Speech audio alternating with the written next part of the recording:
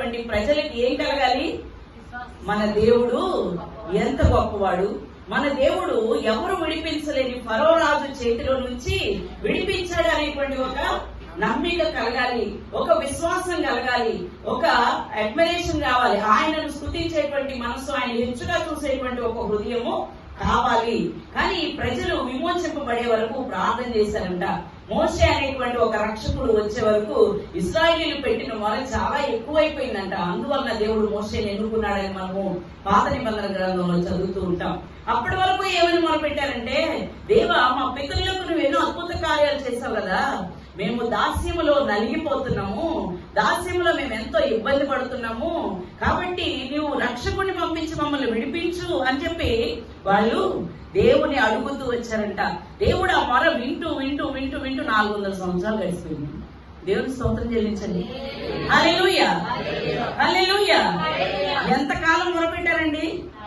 400 సంవత్సరాల పాటు తరము వెంబడి తరము, తరము వెంబడి తరము యెహోవా దేవునికి మొర పెడుతూ వచ్చినప్పుడు వారి మొరలు విని ఆయన దిగి వచ్చి ఎవరితో యుద్ధం చేశాడంటే, బలవంతుడైన ఫరో రాజుతో యుద్ధం చేసి, బాబు నీకు నమస్కారం, నీ ప్రజలు నువ్వు తీసుకొని వెళ్ళిపో అని చెప్పి చెప్పించాడు. ప్రజలు ఉట్టి చేతులతో రాలేదండి. దేవునికి స్తోత్రం కలుగును గాక. హల్లెలూయా. వాళ్ళు ఉట్టి చేతులతో రాలేదు. దేవుడు ఏమని చెప్పాడంటే వాళ్ళకి, మీరు ఐగుప్తీయుల దగ్గరికి వెళ్ళండి, మా దేవుని ఆరాధించాలి, నగలు కావాలని అడగండి, బంగారం వెండి వాళ్ళ దగ్గర నుంచి తీసుకోండి, ఆ బంగారం వెండి తీసుకొని మీరు బయటికి రండి అని దేవుడు సెలవిచ్చాడు. దేవునికి స్తోత్రం కలుగును గాక. హల్లెలూయా. మరి ఇది దోచుకుంటాం కదండి, దోచుకోవటం కదా, మళ్ళీ వచ్చి ఇచ్చేస్తామండి, దేవుని ఆరాధించి వస్తాం మళ్ళీ ఇచ్చేస్తామని చెప్పడం దోచుకోవటమే కదా. కానీ వారి యొక్క శ్రమ, అది వారి కష్టమే. వారి యొక్క శ్రమ ఎంతగానో దోచుకోబడింది.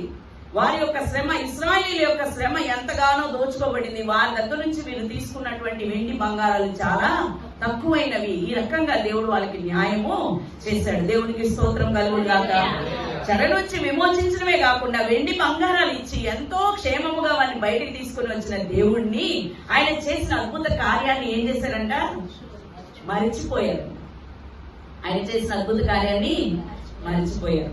చాలా దగ్గర దారిలో వెళ్ళాలి, కానీ దగ్గర దారిలో వెళ్లకుండా దేవుడు దూరం దారిలో నుంచి నడిపించారంట. ఎందుకంటే వారిని శుద్ధి చేయడానికి. దేవునికి స్తోత్రం కలుగును కాక.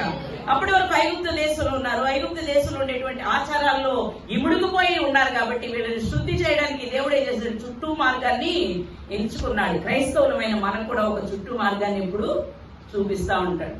ఒక క్షణంలో జరిగేటువంటి కార్యం ఒక 10 రోజుల్లో జరుగుద్ది. ఈ లోపల నీ మనసులో ఉన్నటువంటి ప్రతి దాన్ని దేవుడు ఏం చేస్తాడంటే రోట దంచి శుద్ధి